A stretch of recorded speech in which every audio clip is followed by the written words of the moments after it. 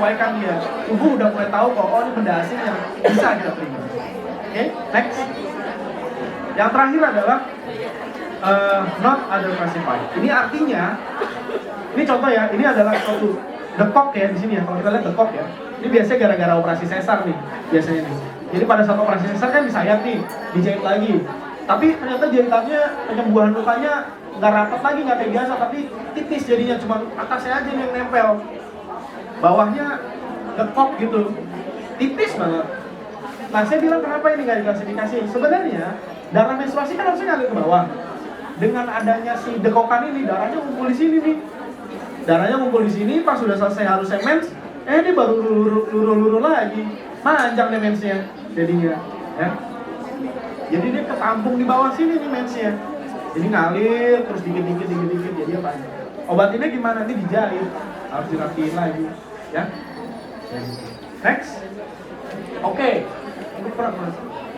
Sebelumnya. Oh ya udah. Okay. Iya, komplikasinya satu, kalau berdarahnya banyak ya pasti anemia. Ada yang tahu kan anemia kan? Kurang darah ya, pasti ya. Sampai berdarah terus pasti anemia. Kemudian yang kedua, infertilitas. Tadi saya bilang, bayangin aja ada benjolan di dalam, sana sini, benjol, dinding rahimnya nggak bagus, telurnya nggak keluar, ya pasti masalahnya nggak hamil-hamil, ya.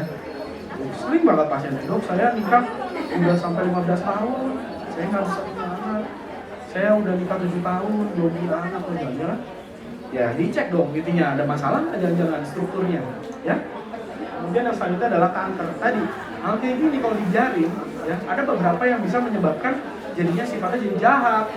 Jadinya jadi kanker. Tadi saya bilang penebalan rahim dikasih makan terus sama hormon, maka dia akan berubah jadi jahat lama-lama. Ya, next. Oke, ini pesan yang bisa dibawa pulang ya buat ibu-ibu semua ya, teman-teman semua ya. Jadi menstruasi itu normal. Kalau ada gangguan menstruasi biasanya disebabkan karena dua. Ini menstruasi apa? Adanya gangguan struktur atau bukan struktur. Kemudian gangguan menstruasi yang tidak diobati dapat menyebabkan komplikasi. Satu, harus ditransfusi, dan juga ujung-ujungnya harus keluar biaya lebih untuk punya anak. Mahal. Gara-gara kayak gini dicuekin ya. Jadinya harus program. Kemudian yang terakhir adalah melakukan pemeriksaan sedini mungkin sama tenaga kesehatan. Jika udah ada gangguan menstruasi, mungkin kita bisa percepat. Jadi diagnosisnya apa dan tata laksananya apa. Ya. Sampai sekarang kita nggak ada batasan berapa lama gangguan menstruasi harus dilaporkan. Tapi itu hanyalah subjektivitas dari teman-teman semua. Kapan kita harus berobat? Ya. Kalau udah ada gangguan sebaiknya tetaplah periksa. Kita nggak tahu apakah saya bilang tadi miom ada 70% loh. Jangan-jangan dari kita semua ada yang miom, tapi nggak pernah tahu. Gitu. Oke? Next. Oke, kita sampai sesi pertanyaan ya. Mungkin sebagian dari informasi yang saya ceritakan tadi, mungkin ada yang memacu nih dari pengalaman dari teman-teman semua yang mau bertanya. Ya silakan kalau ada yang mau.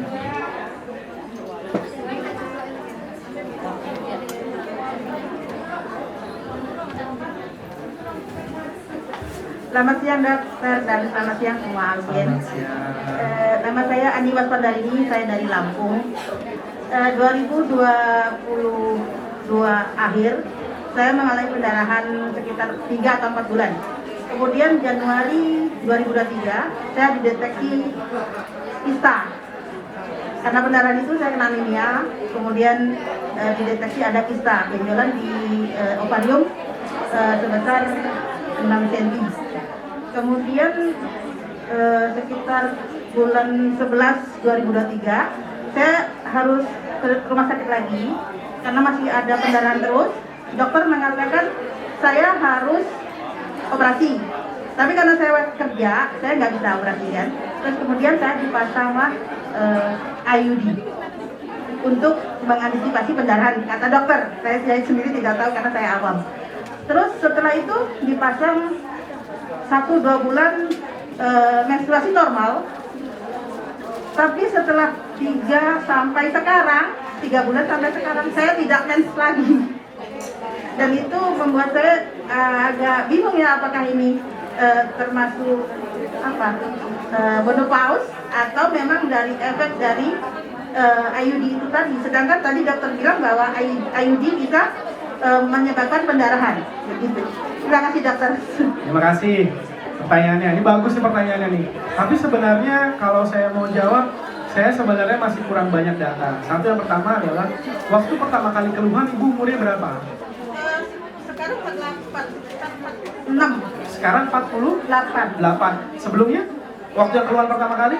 46. Jadi 46 ya, keluhan yang berdarah mulai banyak ya. Oke.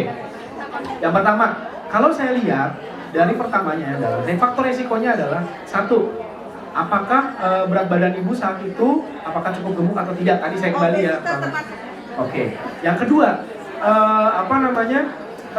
perdarahan di usia 46 tahun masih mungkin jangan-jangan paling sering tadi kalau misalnya gangguan obesitas, jangan-jangan tadi sel telurnya nggak keluar. Makanya tadi saya bilang bisa 3 bulan nggak mens, tiba-tiba sekalinya datang darah banyak banget. Tadi saya bilang gedung berlantai-lantai harusnya cuma 3 lantai luruh, ini udah sampai 12 lantai, akhirnya baru luruh gitu ya. Itu kemudian. Nah, terus selanjutnya masalah kista ya. Mungkin kistanya bisa berpengaruh terhadap sel yang besar itu, yang terpengaruh itu. Mungkin dia berdampak kepada si pembentukan dari sel telurnya. Jadi apakah dia yang meningkatkan suatu estrogen ya, mungkin berpengaruh ke sana, atau yang bukan, saya nggak tahu karena saya nggak punya data ya. Atau mungkin tidak dipengaruhi oleh kistanya, jadi kistanya ya udah hanya ada kista aja, jinak, tidak ada masalah, nggak ada hubungannya dengan kondisi menstruasinya. Mungkin menstruasinya tadi gangguannya ya karena memang karena gemuk, estrogennya banyak, jadinya bukan masalah dari kistanya. Jadi obesitas itu bisa mengakibatkan pendarahan juga gitu termasuk? Ya, salah satu karena lemak. Saya bilang bahwa obesitas itu identik dengan lemak. Tapi lemak itu adalah bensinnya untuk menstruasi. Jadi estrogen itu dihasilkan dari lemak. Jadi saya bilang lemak itu penting nggak? Penting. Karena wanita harus menstruasi. Tapi terlalu banyak itu malah berlebihan. Jadinya menyebabkan perdarahan bisa banyak jadinya. Ya, itu meskipun sudah menopause, kalau gemuk itu bisa tetap resiko. Menebal juga dia dinding rahimnya karena dia terpengaruh dari lemak, bukan dari induk telur yang udah menopause. Kemudian yang terakhir adalah dari spiral ya. Spiralnya saya nggak tahu yang diberikan ini jenisnya apa. Ibu tahu jenisnya? Saya tidak tahu. Oke. Jadi spiral itu banyak jenisnya ya. Ada yang spiral yang tadi saya bilang tembaga, Cuperti saya bilang, Cuperti 380, itu yang paling sering kita pakai. Atau yang mengandung hormon. Ada yang mengandung hormon progesteron. Tadi saya bilang estrogen sama progesteron. Kalau dia ada isinya progesteron, artinya pasti estrogennya akan ditekan sama dia. Dengan estrogen ditekan, maka tidak terjadi penebalan dari dinding rahimnya. Kalau dinding rahimnya nggak menebal, jadi ada menstruasi nggak? Nggak ada. Atau itu tidak berhubungan dengan spiralnya. Jangan-jangan hubungannya adalah karena sudah usia yang premenopause. Mungkin ibu dengan kondisi 46 tahun sebenarnya sudah lebih dini terjadinya premenopause, sehingga udah mulai menstruasi udah mulai nggak teratur, biasanya tiap bulan, sekarang jadi mulai nggak teratur. Begitu udah 48 akhirnya tidak menstruasi sama sekali gitu. Nah sekarang pertanyaan saya, ibu masih merasa menstruasi? 45 itu masih normal? Enggak, sekarang? Sekarang makanya dari 3 bulan pasang spiral sampai hari ini saya enggak.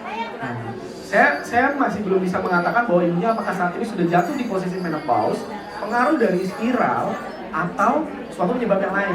Ya, mungkin untuk diagnosis pasti harus periksa hormonnya. Kalau hormonnya udah rendah banget berarti artinya fungsi dari induk telur semuanya berarti sudah sampai cukup di situ. Jadi mungkin sudah mulai menopause di saat ini. Mungkin juga pengaruh spiral, yang tadi saya bilang jangan spiralnya yang mengandung hormon. Ya. Mungkin itu, ya. Jadi sampai kalau saya sekarang ditanya, jadi kenapa? Ya itu semua penyebabnya. Kemungkinannya itu semua, ya. Kemungkinannya itu semua yang bisa menyebabkan seperti itu. Ada lagi yang tadi kurang jelas mungkin? Tadi cukup ya? Oke.